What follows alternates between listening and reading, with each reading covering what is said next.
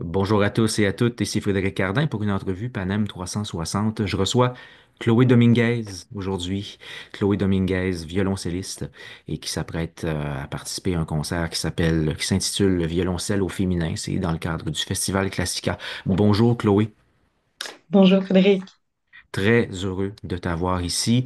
Je t'ai, à titre personnel et à titre de journaliste, je t'ai vu et entendu récemment dans un magnifique concert. J'invite les gens à aller sur le site Panem puis d'aller lire cette belle critique que j'ai faite.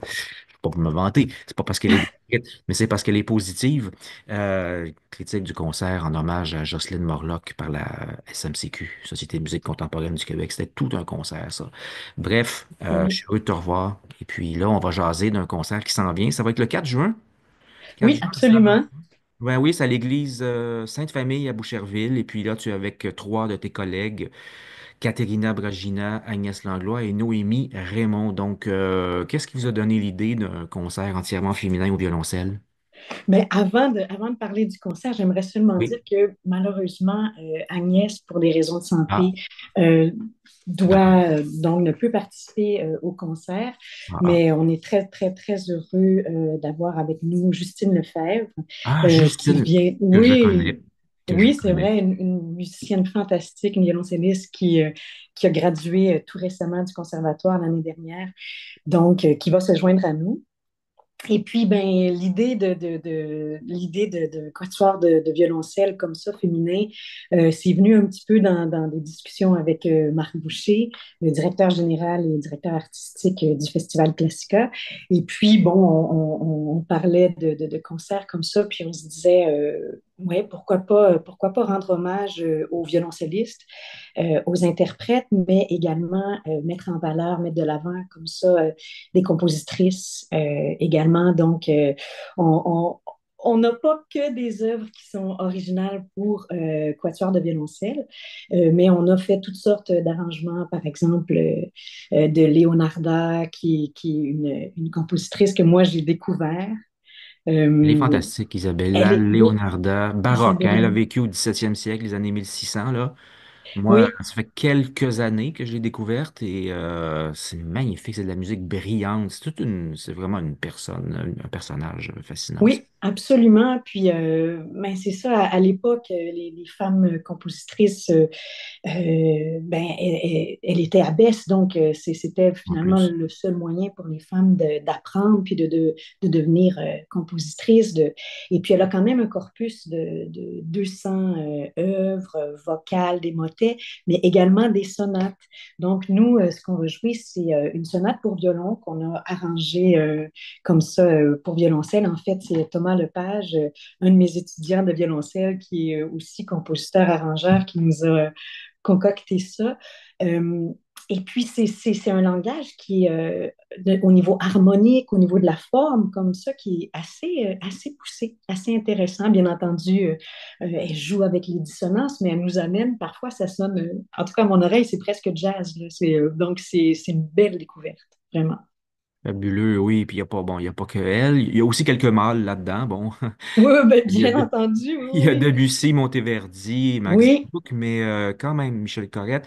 Mais oui, bon, mais mais pour les dames, oui. soulignons qu'il y a aussi Nadia Boulanger qui est fabuleuse. Absolument. Nadia Boulanger, qui a tellement été une figure marquante, Oui. euh, mais pour nous tous, là, femmes, hommes, Femme, homme, oui, professeur. On l'a c'est reçu ça. comme professeur, mais là, a également Oui, composé, mais professeur d'à peu près tout ce qu'il y a de compositeurs et compositrices importants au 20e siècle, presque, oui, absolument. elle leur a Tu sais, enseigné. oui, pour nommer certains de ces étudiants bon, qui ont été parmi les plus connus, il y a Piazzolla, Bernstein, Copland. Et puis, c'est ça, elle a écrit des œuvres qui, pour nous, violoncellistes, sont vraiment des œuvres, un petit joyau. Là. Donc, c'est les trois pièces qu'elle a écrites. C'est vrai qu'elle a composé, mais disons que elle n'a pas composé énormément. Non. Mais ces petites pièces-là c'est vraiment un joyau, puis elles sont beaucoup jouées avec raison. Et puis Mhm. nous, ben, on a voulu justement jouer cette œuvre-là Et cette fois-ci, c'est un grand ami à moi, Hugo Bégin, qui nous a fait un arrangement. Et puis, c'est très inventif. Il utilise toutes sortes de stratégies pour mettre en valeur la composition de Nadia Boulanger. Et puis, on peut dire aussi, puisqu'on célèbre les femmes, elle a été une pédagogue extrêmement importante. Euh, Elle faisait ressortir toujours l'unicité dans chacun de ses étudiants. Donc, elle allait. Moi, j'ai travaillé, par exemple, beaucoup sur la musique de Piazzolla, le grand tango. J'ai lu là-dessus. Et puis, justement, elle disait à Piazzolla, il lui apportait des partitions, puis il disait, mais ici, j'entends Ravel, ici, j'entends Stravinsky, mais j'entends pas Piazzolla. Puis Hmm. là, elle le travaillait à savoir Ben oui. sa Puis elle musique. l'a Oui, redirigé vers le tango, finalement. Elle a dit, écoute, c'est absolument. quoi ta Oui, musique, toi? C'est quoi tes racines? oui, C'est le tango, lui. Fait que c'est vas-y ça. avec ça, mais Oui. bon, fais-le évoluer peut-être, là. Puis c'est ce qu'il a fait. Absolument. Donc, à la base, lui prenait le même trajet que tout le monde, voulait s'inscrire dans la grande lignée des compositeurs européens, dans la grande tradition. Et puis, ben non, elle l'a redirigé. Puis elle lui a dit non, c'est pas ta voix. Tu dois trouver ta voix. Tu dois pas seulement faire des pastiches, Ouais. mais vraiment nous amener ailleurs. Puis il a créé le Nuevo Tango, je le prononce jamais comme Nuevo, il ouais, faut. Nuevo, ouais, ouais, Les Nuevo, le nouveau. Argentins vont me, Nouveau, ouais, je me fais corriger toujours. ouais. Mais, et puis, elle a été aussi une des premières femmes chefs d'orchestre. Ah, Donc, je connais pas de ça. oui, Ah oui, intéressant. durant la Deuxième Guerre mondiale, elle était établie aux États-Unis. Elle a dirigé le Boston Philharmonic, Philadelphia, New York. Elle a dirigé à Londres. Donc, c'est une des premières femmes à s'être présentée devant un orchestre qui était Masculin, ah, presque exclusivement des hommes là, à l'époque. j'imagine. Mais Probablement oui, même 100%. Je serais curieux de voir s'il y avait une seule femme à oui, l'époque. Ouais. j'imagine que non, mais c'est ça, elle était, puis il y a une citation, il faudrait que je la retrouve Ouais. exactement, mais justement, elle s'était fait demander comment vous trouvez ça d'être la première femme à diriger le Boston Symphony Orchestra, et puis elle a répondu quelque chose du genre, vous savez, je me suis remise de ma première de mon grand étonnement à ma naissance et depuis, je crois que ça change absolument rien que je sois une femme ou un homme pour diriger un orchestre. Donc, je me suis remise de ma grande surprise à ma naissance, Ma mais surprise. Elle depuis, avait de l'esprit, la dame, puis c'est pas pour oui, rien qu'elle a tellement influencé pas mal de monde. absolument, oui. Ouais. Bref, Donc, on voulait donc c'est la ça. célébrer. Nadia Boulanger, puis il y a même Charlotte Cardin, là, dans un arrangement. J'imagine que c'est Oui, peut-être un peu écrit absolument, quelque c'est ça. chose, mais parce que bon, je pense pas qu'elle est familière avec l'écriture pour le violoncelle, mais bon, on sait Non, jamais. non, absolument pas. Puis ça s'écrit aussi, ça s'inscrit dans la lignée du Festival Classica, justement, Ouais. de parler, de diffuser, de faire entendre la musique classique, mais au sens large aussi, donc de ne pas avoir peur, de faire Hum, des ben oui. incursions dans le monde populaire. Puis, dans le fond, c'est une inclusion de toutes les musiques, pas seulement la musique Ben oui. savante, pas seulement, oui. Ouais. Puis le répertoire, le programme, il reflète ça. C'est un programme qui a tout ensemble, vous avez un peu Oui, mis votre alors oui, oui, contribution. c'est Comment ça s'est passé? vraiment absolument. Puis ça s'est fait aussi en amont là, avec Agnès. Et puis oui, c'est vraiment un projet collaboratif. Donc Hum. on s'est réunis, on a réfléchi, chacune de notre côté, on a fait des recherches. Euh, Par la suite, on est arrivé avec des idées. Il y a l'ensemble de violoncelle. Pour nous, les violoncellistes, c'est quelque chose de très important. Donc, Ben oui. pour les cordistes, on a le quatuor à cordes, le trio avec piano, qui sont des institutions. Mais l'ensemble de violoncelle, c'est spécial pour les Ouais. violoncellistes. Pourquoi? On adore ça. On est un peu le type violoncelliste. On est un peu passionné de notre instrument, mais d'une manière un peu, Ah oui, oui, quand un même. peu obsédé par notre instrument. Donc, pour nous, il n'y a rien de mieux qu'un violoncelle qui joue avec un autre violoncelle, avec deux, trois, quatre, ça s'en va jusqu'à... On a des œuvres pour 12 violoncelles. Euh, et puis, c'est très spécial, le violoncelle, c'est un instrument c'est sans peut-être un des instruments, en tout cas à cordes, qui a le plus grand ambitus. Hum. Donc, on peut très bien jouer par exemple, les mélodies qui sont plus dans le registre du violon, la voix chantée peut aller là et aller dans un registre très, très grave pour faire la base. Donc, au niveau de la structure, l'ensemble de violoncelle, ça se tient. On peut vraiment aller dégager une Oui, amplitude au niveau sonore qui fait qu'il y a une grande richesse oui, sonore. oui. Puis tout Oui. le monde a ouais, quelque chose à. C'est pas juste c'est pas à l'unisson non plus, là, loin de là. Euh, Non, quoi non, qu'on va faire des œuvres à ça se peut. l'unisson. Mais Oui, bon, pas c'est bien ça, toi. parce qu'on a voulu inclure une autre figure de proue dans la musique, disons, dans l'histoire de la musique des femmes. Et puis, on a voulu jouer une œuvre de Hildegarde. Hildegard, Ah oui, oui, je la voyais venir, Hildegarde. oui, Ben c'est oui. ça, La qui est peut-être, première. oui, Une des premières compositrices, compositeurs, je veux dire, oui, homme ou c'est ça. femme, c'est une des premières dont on retient la musique, je dirais, de façon précise et qui reste encore aujourd'hui. Avant elle, je n'en connais pas. Ben, c'est ça, moi non plus, je pourrais pas, là, faudrait que je retourne Et dans le elle a vécu parcours au 12e d'histoire de la siècle, musique, les années mais moi aussi, 1100, là. Donc là, on peut oui, c'est difficilement ça, remonter plus loin en musique, là. Je veux dire, oui. avant ça, bon, les premiers chants grégoriens, puis même là, et puis avant ça, l'Antiquité, mais on sait même pas comment ça sonnait. On a perdu les Non, partitions c'est et tout. ça. Puis elle, ben, elle était également religieuse, hein, comme on disait tout à C'était l'heure. abbesse. Ah, ben Oui, oui. abbesse. Et Une autre femme puis, forte et importante et intellectuellement prominente ah oui, de et l'époque. puis elle l'a été à plein de niveaux, là. Donc, elle a écrit même. Puis c'est ça qui est fantastique, c'est on a des recueils de ses écrits. On a Oui. des livres. Donc, elle a écrit même un livre sur les médecines douces Des à traités qui l'époque. sont encore étudiés aujourd'hui. Oui, oui, Fascinante personne. de la botanique. Elle avait des visions.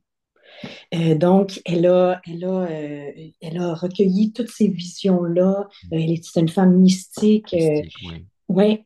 Et puis, elle était poétesse. Donc, on a le bonheur de pouvoir, de garder ces manuscrits, d'avoir ces manuscrits, d'étudier ces manuscrits.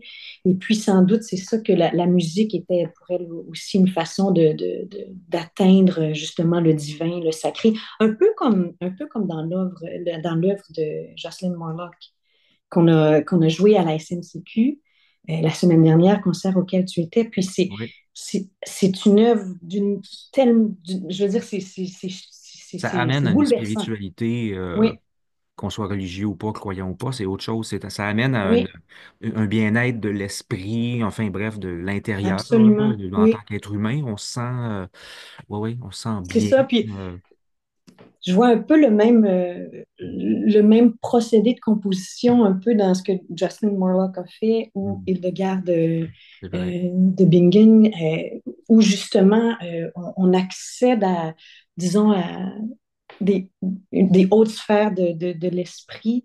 Et puis Jocelyn a vraiment dépeint, je sais qu'il y a un nom exact pour ce procédé musical-là, mais dépeint en musique procédé de composition. Donc, dans l'œuvre Exodie de Jocelyne, on a tout le Hmm. tourment. Le violoncelle représente un peu le tourment de la Il est vie. magnifique, cette partition Oui, de Exodie. Là, absolument. on fait une Oui, parenthèse, là, on s'éloigne un peu, mais je veux dire, tu l'as c'est joué ça. Puis magnifiquement l'esprit bien, qui puis c'est une s'élève. belle ligne, Oui, belle c'est ça. écriture. Oui, mais l'esprit qui s'élève au paradis, Ouais. ben, je crois que c'est aussi ça, les compositions de Hildegarde. Donc, euh, tout mettre en musique, dépeindre avec des sons les textes sacrés, puis en fait aussi des textes qu'elle-même écrivait sans doute. Ça va être fantastique ce concert-là. Puis Oui, franchement, là, les gens ne ratez pas ça. C'est au Festival Classica. Est-ce que c'est la première fois que vous réunissez pour un concert, cet ensemble-là? Donc, est-ce qu'il y en aura oui, d'autres? Est-ce que toi et les autres, ça vous inspire pour répéter la chose? mais absolument, oui, moi, ça fait plusieurs années que je joue au Festival Classica à chaque année dans différents projets. J'ai la chance de jouer à ce festival-là très souvent. Puis je trouve que c'est un festival, petite parenthèse, mais c'est un festival c'est la même, je dirais que c'est la même sensation jouer dans ce festival-là qu'un festival d'été en région. Donc, on a cette C'est sensation de familial, c'est très, oui. proximité, oui, avec le public. D'une proximité, puis Marc Boucher qui est l'organisateur, Oui, le c'est directeur et ça. tout, là, il y a vraiment une. une attitude de très familiale. Je veux dire, c'est très amical et tout. Oui, c'est On le ça. sent. Puis avec le public, on a cette chaleur-là. Donc, Oui, la même pour nous, les interprètes, la même sensation que l'on retrouve dans les festivals régionaux, ben là, on l'a, mais oui. sur la rive sud, à Montréal, donc tout Juste à près côté, de. juste l'autre Oui, bord du juste à côté, centre-ville. tout près de chez nous. Il y en Tout à a fait. plusieurs musiciennes aussi qui vivent là. Donc, oui, avec notre équipe, Katharina, Bragina, Noémie, Raymond, Justine Lefebvre. Oui, ça, je crois que ça va être le début sans doute Bon. d'une grande aventure de pouvoir refaire ce concert. Puis c'est ça ce que Marc me disait. Il disait, écoute, que oui, c'est trop un beau projet. Hmm. Je veux que ça vous appartienne. Je Bon. veux que vous puissiez faire ce concert-là ailleurs parce que parfois les festivals peuvent, comment dire, au niveau légal, c'est un concert qui Ah leur oui. appartient, puis on ne peut pas les diffuser. Tandis que là, Marc a dit, c'est trop un beau projet. Je veux que vous puissiez donc une Ben très oui. grande générosité de Marc à ce point-là. Il a bien raison. Eh bien, donc, Oui, c'est ce concert-là, violoncelle au féminin, oui, c'est le 4 juin, 19h30, Festival Classica, Église Sainte-Famille à Boucherville.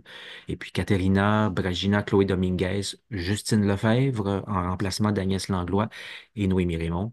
Ça va être beau, beau, beau. Merci ça beaucoup, va être Chloé. tellement beau. J'ai vraiment hâte. Salut. Au revoir.